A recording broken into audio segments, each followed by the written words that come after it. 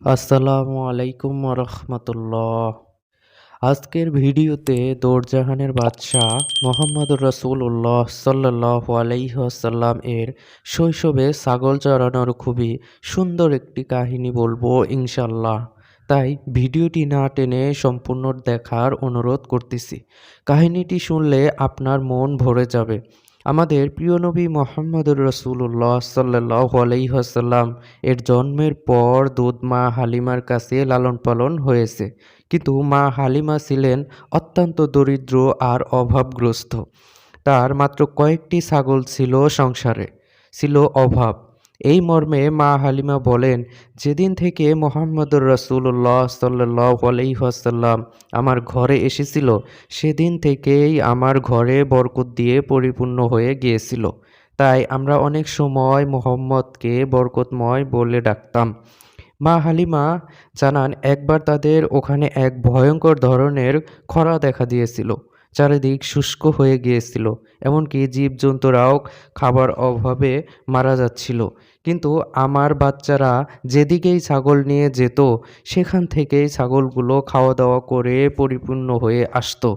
এদিকে গ্রামের সবাই অবাক হয়ে বলতেছিল, আমাদের ছাগলগুলো খাবার অভাবে মারা যাচ্ছে, আর ওদিকে হালিমার ছাগল কিভাবে খাবার খায়।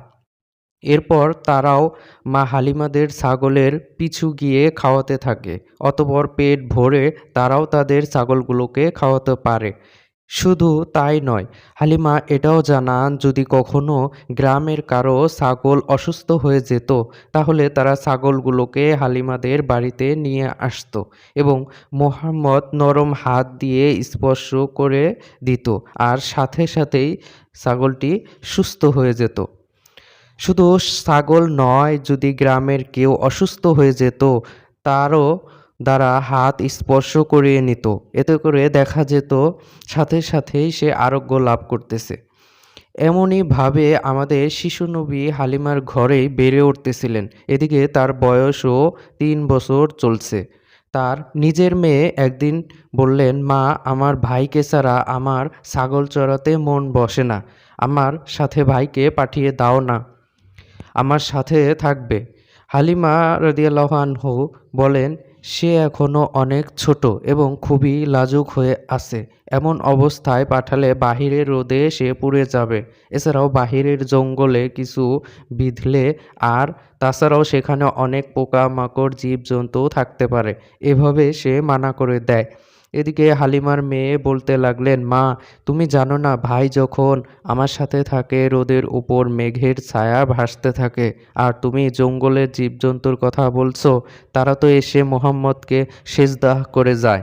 এছাড়াও মোহাম্মদ যখন আমার পাশে থাকে, তখন আমার কাজগুলো সাথে সাথে হয়ে যায়। আমার ছাগলগুলো অন্য কোথাও ছোটাছুটি করে না, এমনকি হারিয়েও যায় না। এভাবে সবটা শোনার পর হালিমা তার মেয়েকে অনুমতি দিলেন ছোট মোহাম্মদকে সঙ্গে নিয়ে যাওয়ার জন্য। এভাবে সেই মেয়েটি যখন মোহাম্মদকে সাথে নিয়ে যাচ্ছিল, তখন তাদের রোদ লাগতো না, তখন মেঘ এসে তাদের ছায়া দিত। এভাবেই কয়েকদিন পর্যন্ত বোনের সাথে মোহাম্মদ ছাগল চড়াতে যেতে লাগলেন। কিন্তু হঠাৎ একদিন মা হালিমা মোহাম্মদকে আর বোনের সাথে যেতে দিলেন না। কারণ সে বলল, মোহাম্মদকে আমি কষ্ট দিতে পারবো না। কারণ হালিমাও যে মোহাম্মদকে চোখের আড়াল করতে পারতো না।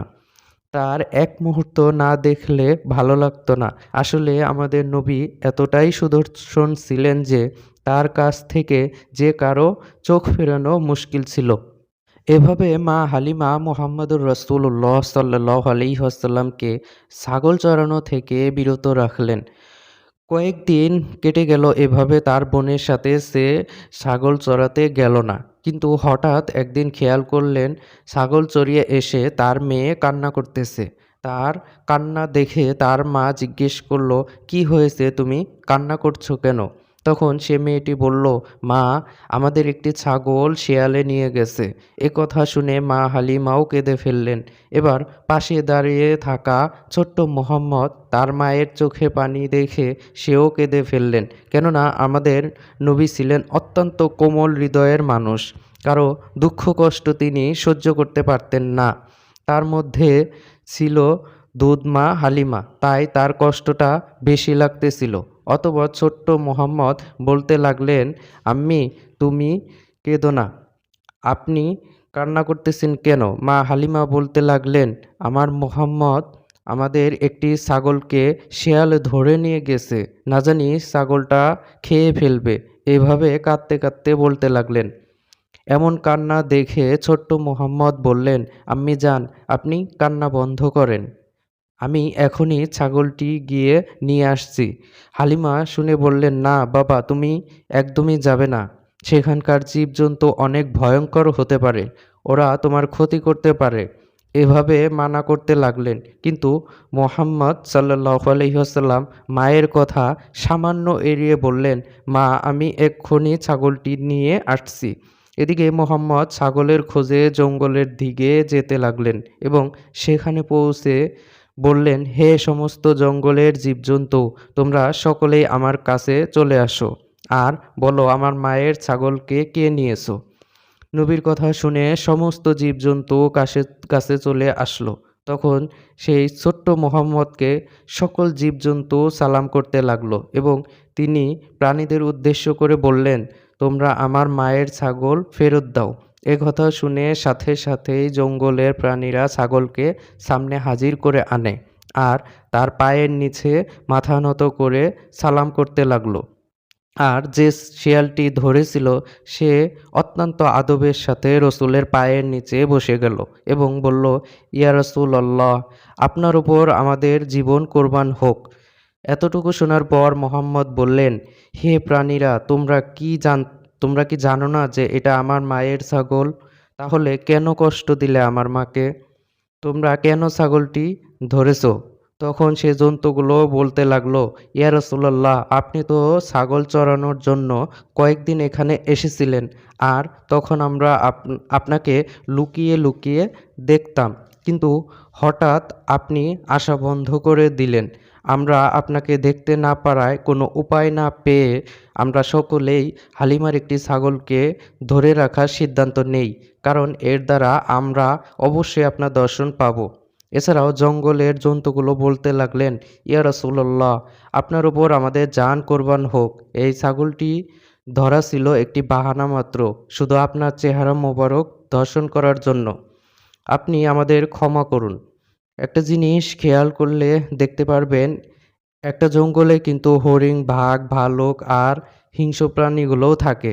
তারা যদি একবার ছাগলের মতো শিকারকে হাতের কাছে পায়, কখনোই ছাড়বে না। এখানে শুধু আমাদের দয়ার নবী মুহাম্মদুর রাসূলুল্লাহ সাল্লাল্লাহু আলাইহি ওয়াসাল্লামের প্রতি ভালোবাসা তাদের হিংস্রকেও হার মানিয়েছে। সুতরাং ভিডিওটি কেমন লেগেছে অবশ্যই কমেন্ট বক্সে জানাবেন।